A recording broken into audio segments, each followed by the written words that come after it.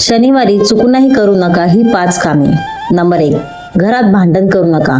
शनिवार हा शनिदेवाचा दिवस मानला जातो.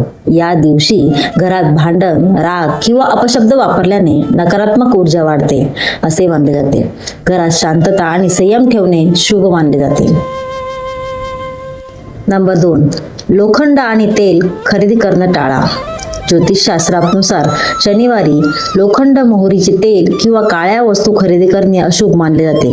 यामुळे आर्थिक अडचणी वाढू शकतात असे काही लोक मानतात. नंबर 3, पिंपळाच्या झाडाचा अपमान करू नका. पिंपळाचे झाड अत्यंत पवित्र मानले जाते. शनिदेवांचा संबंध या झाडाशी जोडला जातो. शनिवारी पिंपळाच्या झाडाजवळ दिवा लावणे शुभ मानले जाते. नंबर 4, गरिबांना मदत करा. शनिवारी दान धर्म करणे शुभ मानले जाते. विशेषतः गरीब, गरजू आणि वृद्ध लोकांना मदत केल्याने पुण्य मिळते आणि शनिदेव प्रसन्न होतात असे मानले जाते. नंबर 5, हनुमान चालीसा आणि मंत्र म्हणा.